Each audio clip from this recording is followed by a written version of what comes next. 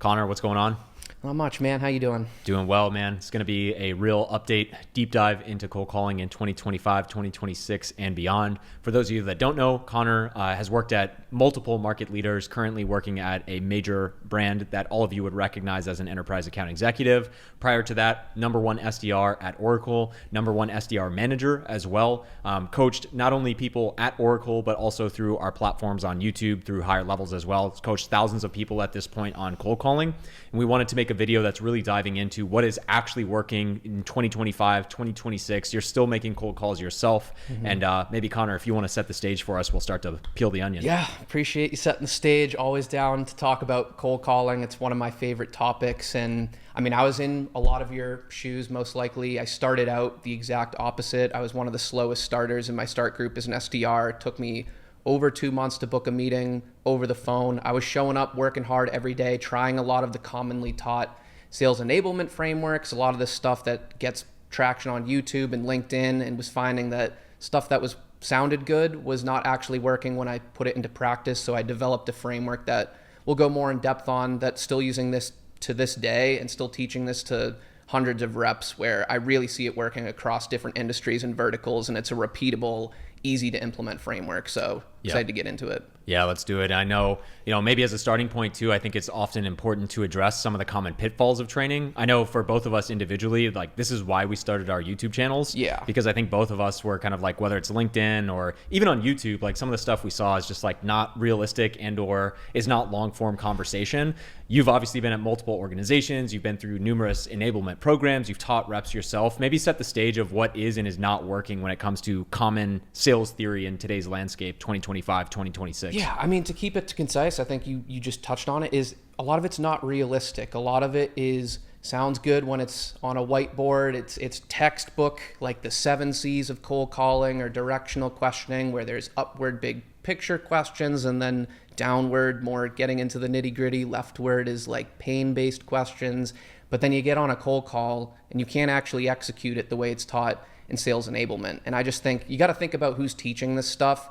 Like some sales enablement people are good, but a lot of them, they don't have an incentive to update the training. I don't know if a lot of you have noticed, the training sounds the same as it did 10 years ago as it does today. And that's because these people aren't incentivized to change the training. They want to show up. They're not actually the ones in the trenches seeing how this is working or not working on a day-to-day. They don't have KPIs usually that I've ever seen associated to how quickly reps ramp after enablement or anything like that. They just want to regurgitate the same 7 C's of cold calling, directional questioning, deliver the same slideshow, get out an hour early, and then like call it a day. And it's just frustrating because I see a lot of reps who come in, and I know I was one of those reps who brand new, fresh out of college, first job.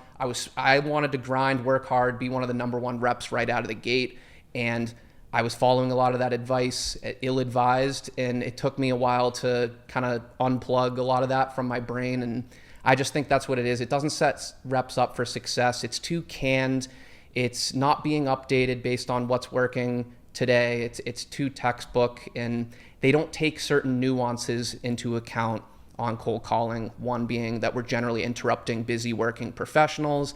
Another one they don't take into account is the goal of a meeting. We'll talk about this, the goal of cold calls is to set a meeting, and they don't structure these cold call scripts with that goal in mind. There's way too much discovery and qualifying as like the default in the training. So that's kind of the concise version of what I see. And frankly, I just throw a lot of what I commonly see taught out and try and rewire reps' brains to follow a different framework. I totally agree. I think a lot of enablement prepares for like micro situations. That's just a term I made up. But to your point, it's like I see a lot of the training, which is like, well, if your prospect says they're using Oracle, this is how we would address it.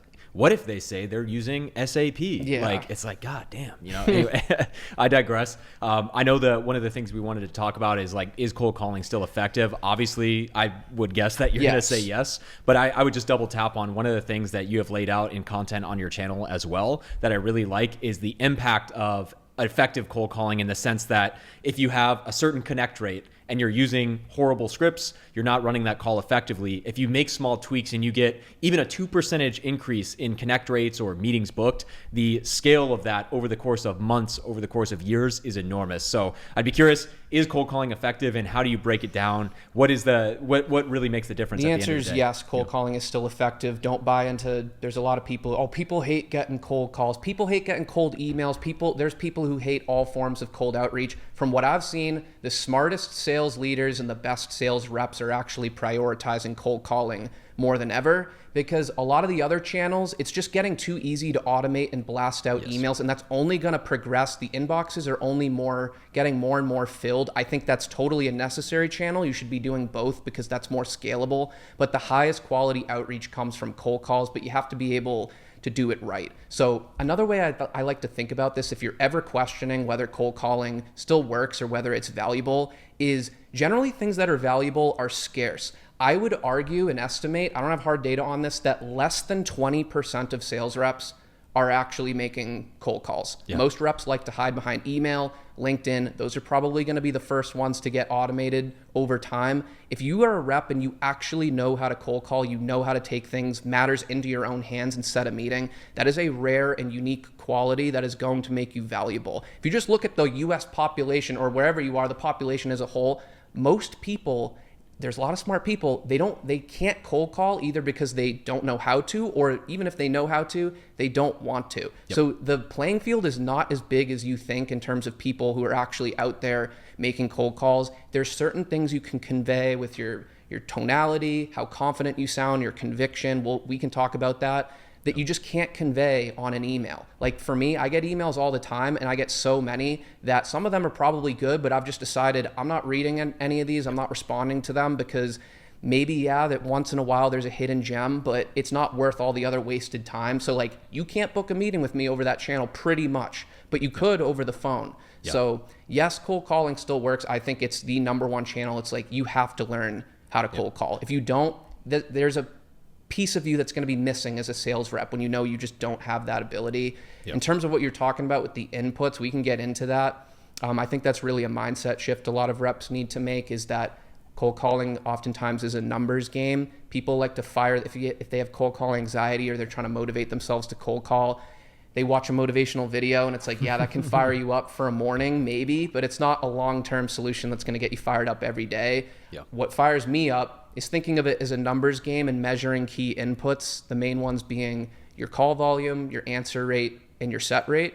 And you track those three things over time. And to your point, you can track like slight improvements because let's say you're making 100 cold calls a day. That would lead to 3,000 cold calls or so a month, maybe less because you're not taking weekends into account. But the point is, little improvements in answer rate, like a 1% improvement, gets a lot of extra answers. And then if you can also improve your set rate by just a small percentage, that can be the difference of going from 5 meetings a month to 10 meetings a month by very slight improvements in your answer rate or call rate. So we can go more into that, but if you're ever questioning whether cold calling still works, it does, and I think it's only going to grow more important over time. Yeah, and I just want to double tap too. It's insane to me how much I have updated my LinkedIn now to say co-founder of higher levels. The amount of emails in LinkedIn I get, I still have not had a cold call. I didn't even appreciate this as much when I was an SDR. Now that I'm on the other side of it, having people consistently trying to sell to me, like, damn, if I got one quality phone call, even if your intro sucked, I would be like, you know what do you have to say? Yeah. Because I'm just so tired of getting like 7 follow-up emails of like, hey, Eric, I know you're busy. You must have lost my message in the noise. Am I off base here? Or blah, blah, blah. Anyway, sorry, down a rabbit hole. Thank you for letting me vent. Maybe talking about, now you understand the importance of cold calling. What is the mindset of a top performing cold caller? So there's a few key mindset shifts I think you need to make from the common sales enablement training. One being that we're selling time on these cold calls. We're selling the meeting. There's different philosophies on this, but if you're an SDR or an AE and your goal, you got to set 20 meetings a month or 30 meetings a month. You can't run these cold calls like 10 to 15 minute discovery calls. You can't structure them in ways that aren't around setting the meeting.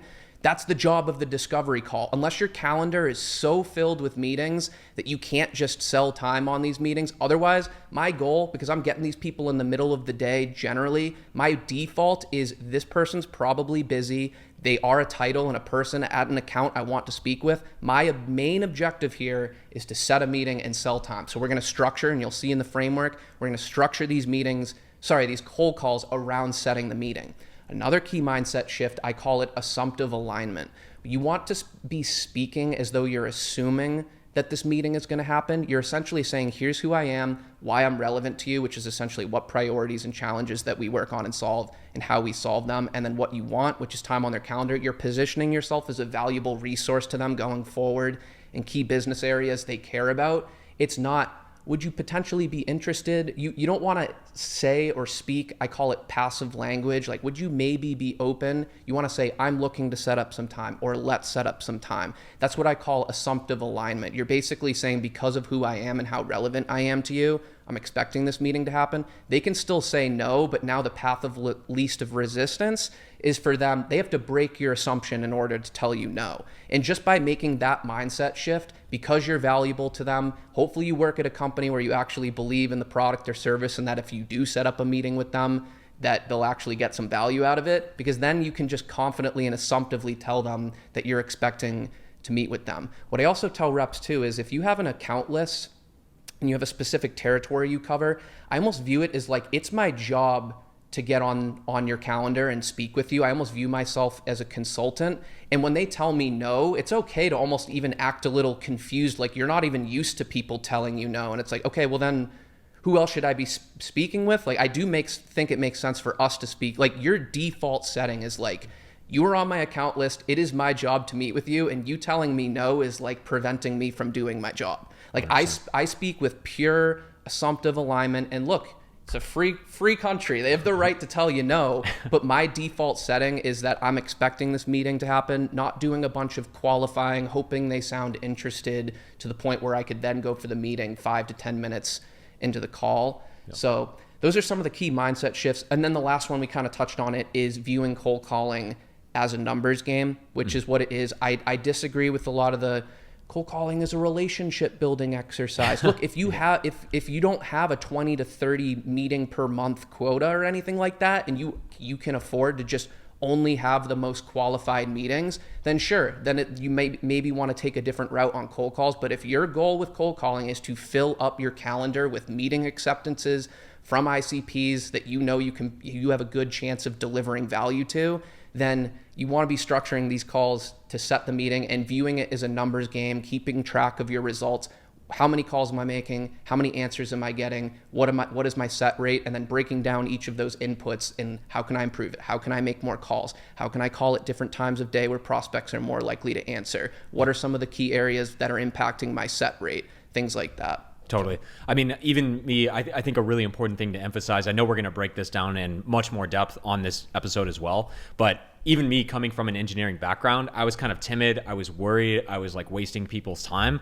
It's the worst thing you can do is play scared. Like, if you don't come in and own confidence, now there's a line, like you don't want to be like a douchebag or anything like that and portray that like you're better than or above it. But yeah, I think when you're really honed in on, I liked what you said about almost being confused that they said no. Yeah. You know, like I've had engineers where I called them and they're like, man, I am so tired of you guys calling me. I'm like, what do you mean?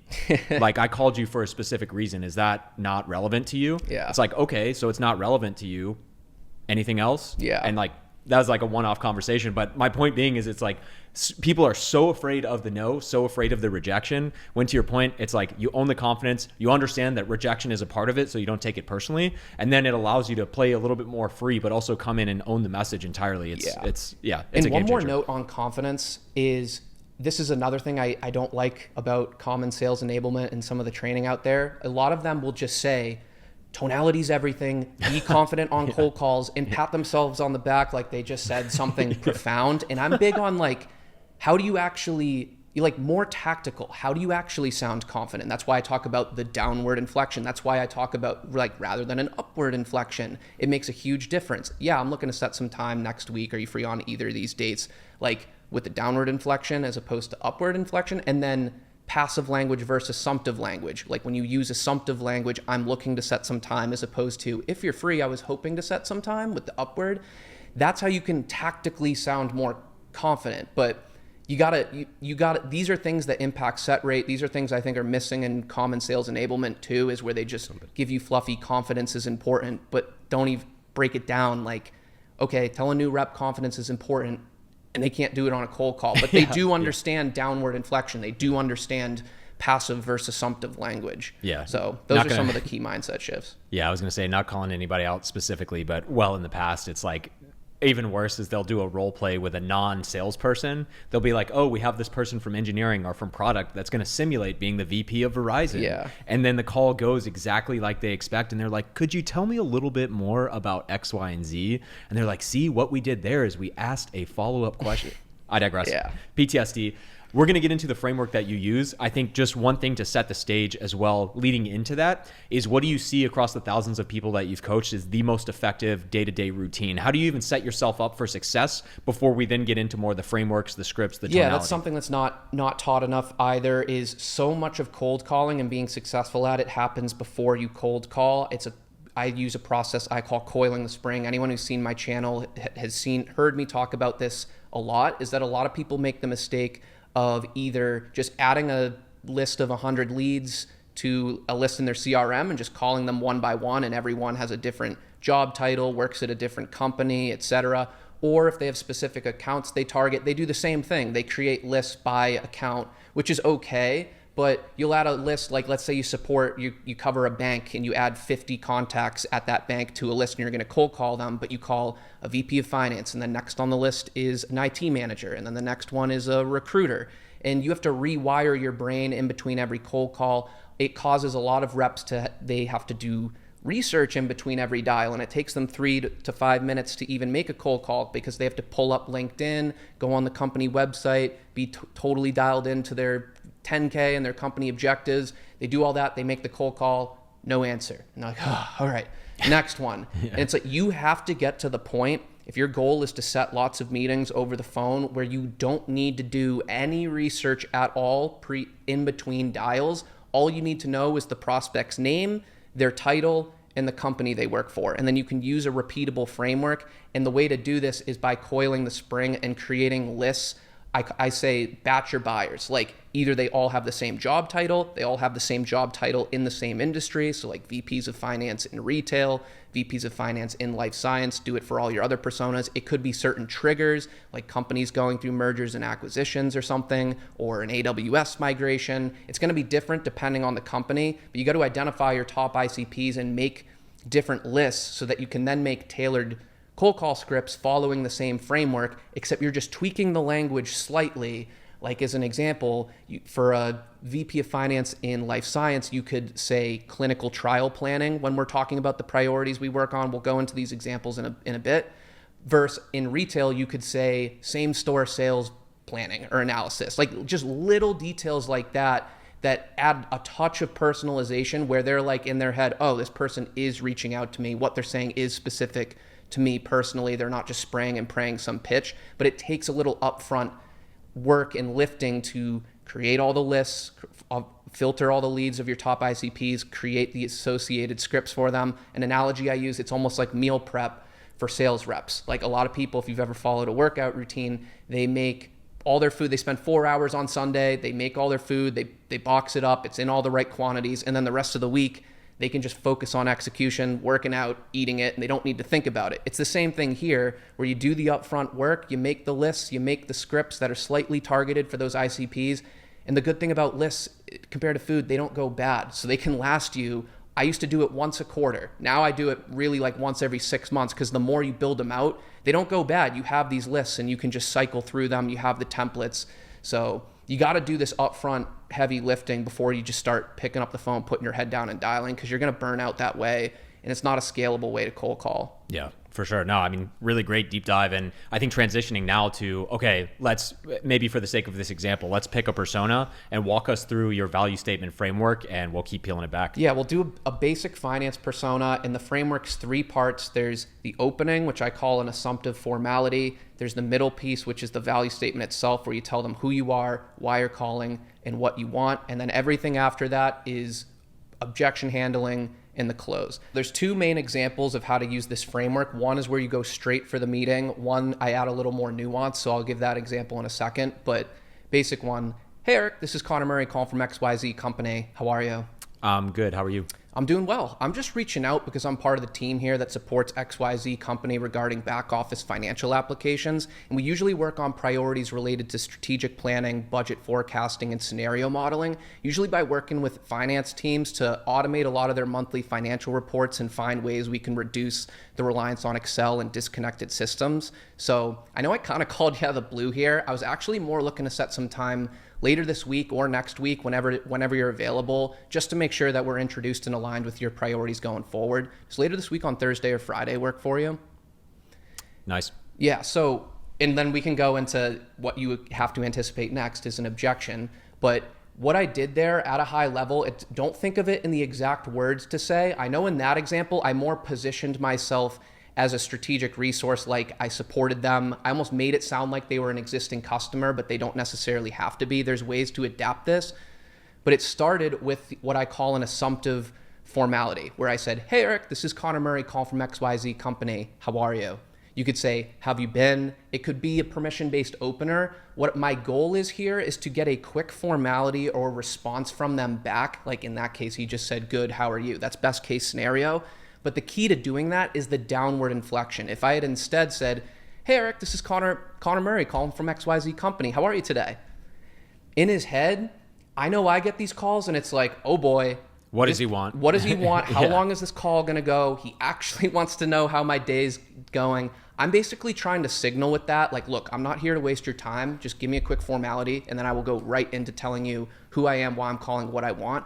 I call this reducing variance. This is where a lot of reps lose control in the call, where they lead off with things like, did I catch you at a bad time? Or they lead off with, am I speaking with Eric Finch, the XYZ title at XYZ company? And all of a sudden you get this defensive tone. I don't want those thoughts to start swirling in their head. My goal with the opening, there's a million ways to do it, but it's how can I just get a quick response from them so that I can then get straight into telling them who I am, why I'm calling, and what I want. Because as quickly as possible, you can get into that. If you're delivering it confidently, concisely, with conviction, downward inflection, they're going to pivot from, this is a cold call, am I not expecting, like, how'd they get my number, to what are they actually saying? And if you're saying things that are relevant and that they care about, and you're saying it confidently, they're very likely to listen. When you first start delivering this, it might sound like a lot, but you're really only talking, you can play that back for about 30 seconds.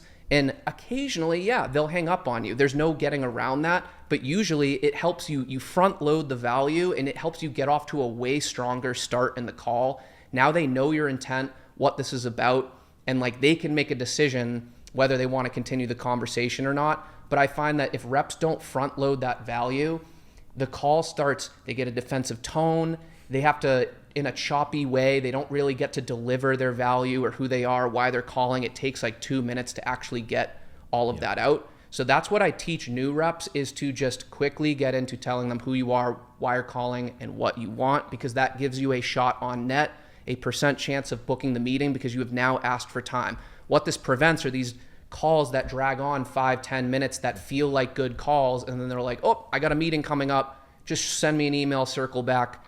Click, and you didn't give yourself a chance at booking the meeting. When I first started in tech sales as an SDR, a lot of it was around asking open-ended questions. Maybe you do find the right prospect and you have the right research and ask a good question, but also if you're catching them out of the blue, maybe your messaging is a little bit off point. It kind of creates a scenario where it's kind of like go fish. It's like, oh, are you not moving to the cloud? Well, what do you do for your database? Okay, you do that for your database. Have you ever tried to scale your database? And it just creates like a lot of variance to your point. But I'd love to tap into now this rep that heard you, but maybe they sell cloud infrastructure. They sell something completely different than a finance persona. Give us an example or two of how you take what you just said and apply that easily to another vertical. Yeah, so I actually teed up a couple examples, and this is why coiling the spring is so important. If you have these lists that are segmented by, that was just a generic finance example, but let's say in this case, if I was selling logistics software and I had a list of like fleet managers, people in operations, let's say the platform also covered logistics, I'll say, good, I'm just reaching out because I'm part of the logistics solutions team that supports companies like XYZ organization, and we work on priorities related to fleet visibility, route optimization, and delivery performance, usually by helping teams reduce delays, eliminate manual tracking, and then centralize dispatch and driver communication in one platform. And I know I kind of called you out of the blue here and then going for the meeting that way. Now let's look at an HR example, and we work on priorities. Now I'll say I'm part of the workforce applications team. These are just like little tweaks you can make to make yourself sound a little more targeted rather than just saying I'm part of the cloud solutions team or I'm part of the company team. It just makes you sound a little more relevant and specific to them. And in this case, we work on priorities related to talent strategy, workforce planning, and employee experience, usually by finding ways to streamline core HR operations, automate manual workflows, and then use AI to improve hiring, retention, performance insights, things like that. And I know I kind of called you out of the blue here, so I was actually more looking to set some time later this week just to introduce you to our team and get aligned with your priorities going forward. How's your calendar look on Thursday or Friday? And you can follow, like, every script sounds the same. It's got the same structure. And what I like about this is you now know how the first 30 seconds of the call are going to go. It's within your control. You get the assumptive formality, and then you have these templates you've created to be targeted. You've done your best. You've done the upfront lifting. You can't skimp out. Like, realistically, those were made up companies. Like, you should have these are things you should be testing. The priorities you're naming, the challenges you solve, what's resonating most with your ICPs. Like, you can really get that dialed in. And then you can be confident the next 30 seconds, I'm just going to deliver this as confidently as possible. And you will see you just get off to way stronger starts of the call. Yes, there'll be objections. Yes, there'll be clarifying questions, but now it's engaging around what you initially said to them, and you're avoiding objections like, where'd you get my number? Where'd you say you were calling from? I'm busy. I'm going into a meeting, because you took control and didn't even give them the chance for the thoughts to start swirling in their head. Yeah, and maybe if this is an appropriate transition too. So I think that's really great examples. That gives me something immediately I can implement as an SDR. But I'm sure, as you've seen running these calls yourself, listening to recordings of thousands of people you've coached, now I get that initial rejection or objection. What does that look like to you? How do you think about that if they don't respond with, yes, I'm ready to meet? Well, there's a couple ways to think about this. There's one more format of this framework where you almost invite an objection or a clarifying question. And I teach this as reps get more comfortable. This is the real version of the framework I use, because you have to be more comfortable riffing and going back and forth. So in this case, let's use that generic finance template example where it's like, we work on priorities. Yeah, we're focused on strategic planning, budget forecasting, scenario modeling, usually by working with finance teams to automate a lot of their manual processes, centralize their disconnected systems, and automate, streamline a lot of those monthly financial reports. And then this is a different line you can use. Instead of going straight for the meeting, you can say, so I'll be your main point of contact here for any priorities you do have in these areas going forward, resources you may need, anything like that. And I just wanted to reach out and make sure I properly introduced myself. In the key is that downward inflection with the last line. And I just wanted to make sure I properly reached out and introduced myself. You're basically saying, here's who I am, why I'm relevant and important to you, and I'm going to be a resource to you going forward. And you're inviting their response to that. So you're almost, now there's only 3 possible outcomes after the value statement. Either they take you up on the meeting right away, which if a lot of people are busy and they find value in what you said, you sound confident and they're like, maybe I can learn something or hop on a call 15, 20 minutes with this person. Sure, I'm free. In which case, book the meeting. The other outcome is they give you a hard no, they hang up on you, something where you just don't even have the capacity to respond. So you don't need to be prepared for that outcome. Just make your next dial. Otherwise, you're trying to be prepared for the most common objections after you position yourself as a resource, and you try and give yourself the best chance of overcoming it. But you want to give yourself that shot on net first, and then the objection handling, I think about it in 2 layers. Layer 1, and we went, I think there's a pod where we go in a lot more detail on this. Layer 1 is where you double down and sell the time. I refer to it as ARA, so let people like acronyms, so I put an acronym to it, which is acknowledge, reaffirm, and advance. Basically, acknowledge their concern, tell them why it makes sense to meet anyway. So you're not selling your solution or anything. You have a valuable opportunity to double down and sell time that a lot of reps skip out on. So they'll be like, we don't have any budget for this. You got to immediately be able to meet them at the end with pre-prepared responses. And it's like, got it. Yeah, this conversation, it's not going to be about spending. I'm sure you have other initiatives and other things taking priority right now, but this is more just to get introduced and aligned so that when budget does open up or other priorities come to the top and take more focus, we're ready to jump in and support right away and aren't starting from zero. So does later this week work? And you kind of just confidently double down and sell the time. And you'd be surprised. Like a lot of people, they did find value in the value statement. What you said intrigued them. They're kind of just like naturally inclined to not give out their time so easily. So they'll try and offload it. Like, we don't have budget, or go talk to John in IT. I'm not the right person. Insert common objection. And that's why I tell reps to literally just make flashcards, because you don't have to go into, you're not going to convince them to all of a sudden open budget on a cold call as the reason for taking a meeting. So I like to first double down, sell the time confidently, downward inflection. And that's your first line of defense. And then the second line of defense is if they still push back to that, which the majority of times they still do. You want to be prepared. Again, acronym, I call it ACE, which is ask, clarify, expand. You essentially want to ask a question in more depth and tell them the reason for the ask. And this is where it gets a little more advanced and you have to be more prepared for these certain situations. But really what you're trying to do here is build credibility for yourself. So let's take, we already use XYZ competitor. I delivered the value statement and they said, we already use a competitive solution. I don't see why it makes sense to me. I would say, got it. Yeah, that's actually why I was reaching out. We work with customers of X competitor all the time. So if there's ever a fit, we can move ahead. But I still think it makes sense for us to get introduced and aligned going forward and make sure you're introduced to my team, because we'll be the main ones here supporting you in these areas for the foreseeable future. So does next week work for you on Monday or Tuesday? And then they're like, here's one of my key distinctions is now if they object to that, they're going to give you more context to work with. They're going to say, well, we just implemented this solution. We're not going anywhere anytime soon, or I'm going to need a whole bunch of other people that are going to be involved in a decision like that. But then you can be prepared. Like what has happened here is you haven't built enough credibility in their eyes that this is going to be worth 30 minutes of their time. But now you have earned the right to open up the conversation and start doing some of that qualifying. So that's one of my key distinctions with common sales training, where they teach people to lead off with open-ended qualifying questions before they've made the intent of their call clear, who you are, why you're calling, what you want. You've now delivered that. You asked them for a meeting. They gave an objection. You doubled down and sold the time. Now they've given you another objection. You're probably 90 seconds into the call. They're signaling they have time to talk. You've done your part. They know what your call is about, and they're choosing to stay on the phone. Now is when you can open up the conversation and have pre-prepared questions. Like when you say you use XYZ solution, what is that for? So this is the framework. A lot of reps will just leave it at that. So what are you using XYZ solution for?